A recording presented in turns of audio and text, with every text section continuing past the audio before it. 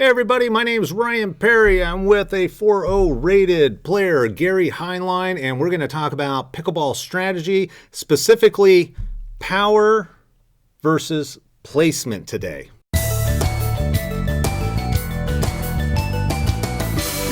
Hey Gary, I want to thank you for coming out. You are a 4.0 rated player on Duper, correct? Mm-hmm. All right, fabulous. So you've been playing pickleball for a little while. Actually, only 3 years, All right. 3.5 years, All right. And so I came out of racquetball and tennis background, Right. and got into pickleball. And I think tennis is a good background for this conversation because we're going to talk about power versus placement, or what I like to call finesse. Because for me, I think one of my early understandings of pickleball, while it's fun to really whack the ball, because of the smaller court and just the way everything is designed, the balls, the paddles, the whole 9 yards, to me, pickleball is really a finesse game. Right. And then power plays into it. So Right. Let's talk about what is the strategy between that finesse versus power. Yeah, most players in the beginning, of course, when they're just starting out, they're just doing friendly shots back and forth. We call friendly shot arches and things, just coming back and forth. And they're trying to win the game, but it's just back and forth. Where when a person starts to advance, then they start picking up the speed on the ball. And of course, there's a term it's called in pickleball bangers. Mm-hmm. Where they just love to drive the ball, just boom, boom, boom, boom, and usually they win games. Yeah, you know, when they're especially if you can't get out of the way and let it go out. Exactly. And so they're hitting hard and they're winning games. But once they start to try to advance up to the next level, they find out it doesn't work because, just like you said, a good player sees them winding up because they're right. They're keeping an eye on the ball, right, and they're seeing where it's going. Yeah, and so they just see it coming. They've read the body language. They see it, and they just step out of the way and let the ball go sailing out of bounds. And so that they find that doesn't work. And then, two, it has to be a good drive to stay in bounds. It's got to be just above the net. Right. And so a good player just sits there and blocks it back. Biggest thing, if you play a banger that's playing a hard game, is just hit it right back to the person that hit it to you. Okay, because then they step in a little bit, and all they know to do is hit hard. Right. So they're hitting hard, and then you just again step out of the way and let it go because they've moved in even a few more feet, and they're just winding up and hitting it hard, and it's either going to go in the net. I was going to say that's assuming they can actually get it over the net in the first place, right. Because if you're playing with strategy, you're not necessarily going to power it back to them. Right. But you're going to try and drop it into the no volley zone or the kitchen so that if they do hit it, they're going to have to hit it low, driving it up with power, which of course is going to cause the ball go out. Right, exactly. So there's two elements to pickleball. There's the soft game and then the hard game. And so what we're talking about is that power is the hard game. And most people find that even if you're hitting clear to the other end of the court, usually you got to let up a little bit or put some topspin on that ball to keep it in bounds when you're hitting that hard. And so the thing is to ease up and learn the soft game, and that's what most intermediate players don't want to learn. They just want to, I want to go out and hit it hard. But that doesn't win games. Right. Okay, when you play against other better players, they know how to block it, they know how to get out of the way, they know how to play a soft game against you, and then you start messing up because you hitting up and hitting it too hard, like you said, right. Going out of bounds and all. So that soft game is very important, which is basically a placement game is what it is. Yeah.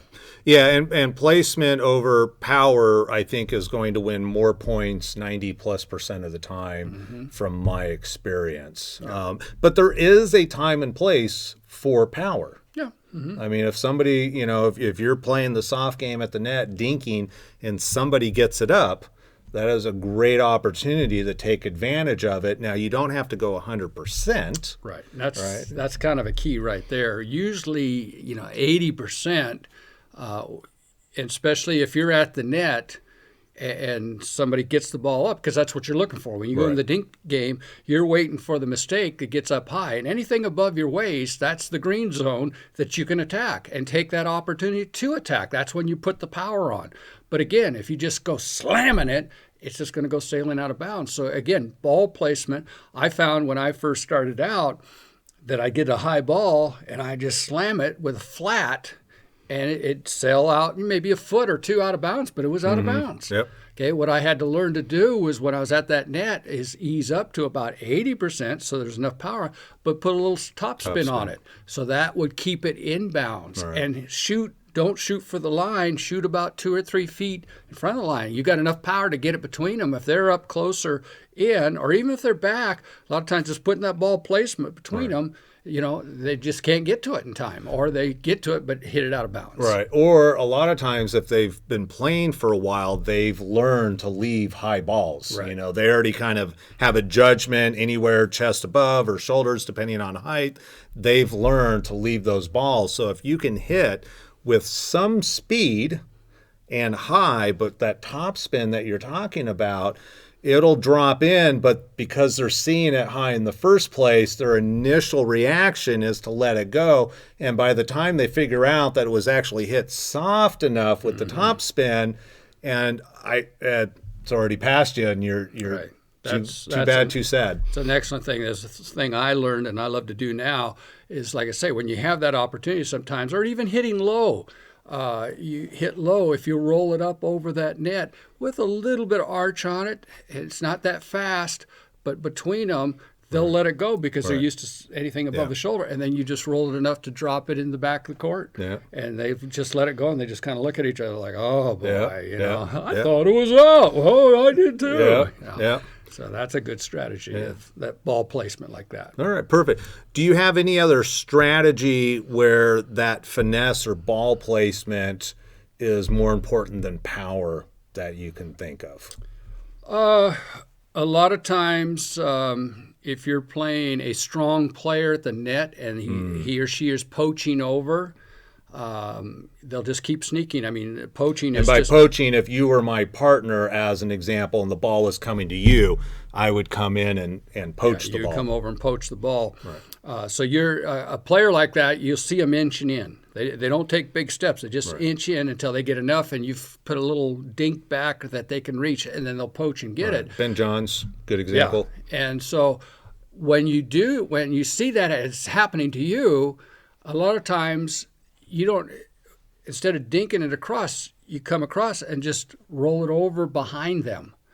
And it doesn't have to be hard. Right. Just that easy placement behind them, just deep enough that they can't get back to it. Right. If they do, they'll usually pop it up, but they're hitting it out of bounds. Sure. So that's one of the ways you can handle with a poacher. Another thing is ball placement doesn't have to really be that hard. You start dinking cross court, which you should do, okay? But about 3 or 4 dinks, and you should have a pattern to you. You can hit the middle of stuff. But if you're hitting it over here and your opponent's standing there, after about 3 or 4, now not at the highest level because they're ready for anything, but intermediate level and even some advanced level, if you just that dink coming over, if you just take it and roll it over, lift it up over there, and that's a Ben Johns back, flip it over the net when you're not expecting it. But just that easy placement. A lot of times they call it the body shot. You just put it right into them, and they're not expecting it. Right. And you got a point on it, or you get you get the win on that rally. Right. So just little things like that. And when you see, of course, the whole thing of strategy is moving your players apart, moving them apart, and getting the gaps. Right. So just a lot of times the ball placement doesn't have to be hard. It just has to be placed properly. Right. When you start doing that, and that's the whole strategy, is looking for where you want to place the ball. And you cannot advance up into higher ranks of pickleball without being able to place the ball where you want it. Right. And to do that, you're going to have to ease up on the power. Yeah. And so, like I say, when a ball's slammed up high and you got a good team you're playing against, you're going to have to slam it because otherwise they're getting everything. But Correct. So you're going to put it away. But otherwise, anything in a yellow zone, which is usually from the knees to the waist, if you're going to attack from there, it's a little harder. So you got to be more cautious, easing up and just rolling that ball with a little top spin into where you want it to go. And I think another one, especially if you're playing bangers, is when you actually can get the other team playing defense and you're pushing them back because maybe they're popping them up and you are able to hit them hard, is when you push them back far enough, just that little cross court drop into the kitchen with no power on it because the ball dies and you've already pushed them back so far. They're expecting that power, so they just drop it softly in the kitchen where it's going to bounce twice. That's a great play also. I've got a couple of friends I play with that do that, and it's so frustrating. It's just a little slice on the ball. You just slice it and let it drop drops over. right over if the you're net. playing a really good player that's young and fast, they'll probably get it. Right. But they can make a mistake on it. Correct. So, like I say, but you've got them out of place at that point. Right. And you've really got them in a defensive position. usually if you're slamming it back to them, keeping them back, and they're staying back, then usually you can get away with that. Just a little slice, drop it in there, and they've been waiting for another slam to come back. Correct. So yeah. it usually works. And because they've got more time. We talked about timing in a previous video. Even if you are slamming it, if they're really back far, they've got enough time to react to the ball versus dropping it. Right. They're having the charge. They got to still get it over.